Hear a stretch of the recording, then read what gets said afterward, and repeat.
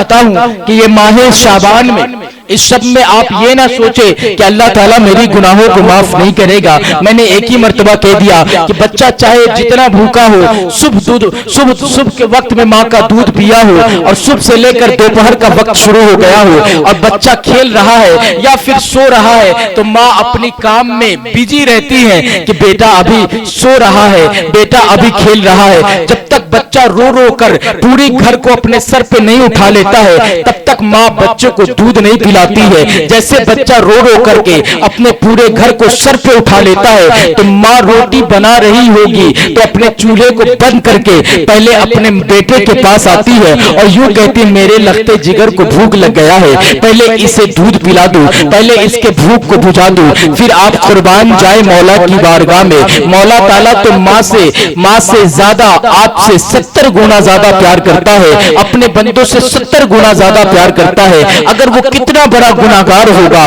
कितना बड़ा भी सियाहकार होगा, कितना बड़ा भी खताकार होगा, अगर इस 15वीं शब में, इस माह शाबान में मौला की बारगाह में सिद्क़े दिल से तौबा करेगा, खुदा की इज्जत की कसम उसकी तौबा की कबूल की जाएगी और मौला ताला उसे दुनिया में भी कामयाब करेगा और आखिरत में भी कामयाब करेगा। तो मैं बता ये रहा था, लेकिन बड़ी हैरत की बात है, माह शाबान में हुजूर फरमाते हैं कि आदमी, जो भी इंसान दुनिया में अल्लाह के बंदा मौला की बारगाह में तौबा करता है, उसकी तौबा कबूल हो जाती है। जो चीज मांगता है वो पूरी हो जाती है, अल्लाह ताला उसे अता कर देता है। लेकिन आज हम और आप जिंदगी सोशल मीडिया में गुजार रहे हैं। उस रात को बिलखुसूस गुजारिश है कि अपनी जिंदगी इबादत में गुजारे, ला इलाहा इल्लल्लाहु का जिक्र करे, जितना ज्यादा हो सके मदीने वाले आका पे दुरूद पढ़े, नफिल नमाज अदा करे। इंशाअल्लाह ताला आपका दुनिया कामयाब होगा,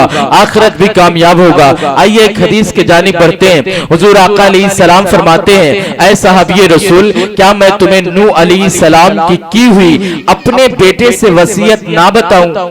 आका अलैहिस्सलाम फरमाते हैं, ऐसा सहाबी रसूल, क्या मैं तुम्हें अपने बेटे से की हुई वसीयत, नूह अलैहिस्सलाम की अपने बेटे से की हुई वसीयत ना बताऊं? आका अलैहिस्सलाम फरमाते हैं कि ऐसा सहाबी रसूल, क्या मैं नूह अलैहिस्सलाम की अपने बेटे से की हुई वसीयत ना बताऊं? तो सहाबी रसूल अर्ज़ करते, या रसूल अल्लाह, आप जरूर बताएं कि आखिर नूह अलैहिस्सलाम ने अपने बेटे को क्या वसीयत किया था। आका अलैहिस्सलाम फरमाते हैं, ऐसा आपके रसूल, मैं तुम्हें एक जिक्र देता हूँ, इस जिक्र को हमेशा करना। इस जिक्र में इतना ताकत है, इतना ताकत है, अगर आसमान और जमीन एक दायरे में बन जाए, अगर आसमान और जमीन गोल दायरे में बन जाए, तो ये जिक्र की ताकत इतनी है कि उसे चीरता हुआ मौला की बारगाह तक पेश कर दिया जाएगा। वो जिक्र में इतना ताकत है। फिर आका अलैहिस्सलाम फरमाते हैं कि जिक्र में इतना ताकत है, अगर जमीन और आसमान को एक पलड़ा में रख दिया जाए और इस जिक्र को एक पलड़े में रख दिया जाए, तो ये जिक्र वाला पल्ला आसमान और जमीन से ज्यादा वजन होता हुआ नजर आएगा। लिहाजा वो जिक्र कौन सा है? साहबी रसूल अर्ज करते, आका अलैहिस्सलाम फरमाते हैं कि ऐ साहबी रसूल, वो जिक्र ला इलाहा इल्लल्लाहु का जिक्र है।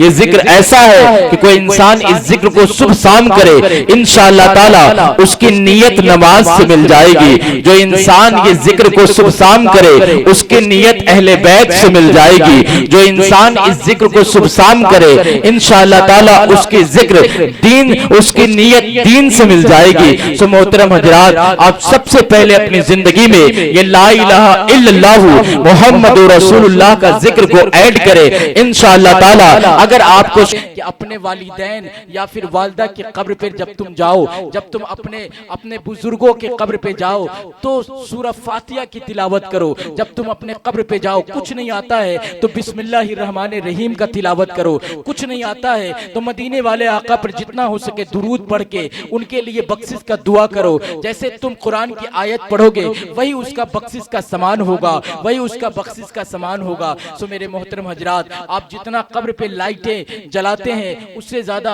कोशिश करें कि मैं वहां पे जाके कुरान की तिलावत करे। कुछ नहीं आता है तो कम से कम कलमा ही पढ़े, 1-2 मिनट नहीं बल्कि घंटों घंटों तक पढ़े, क्योंकि उन्होंने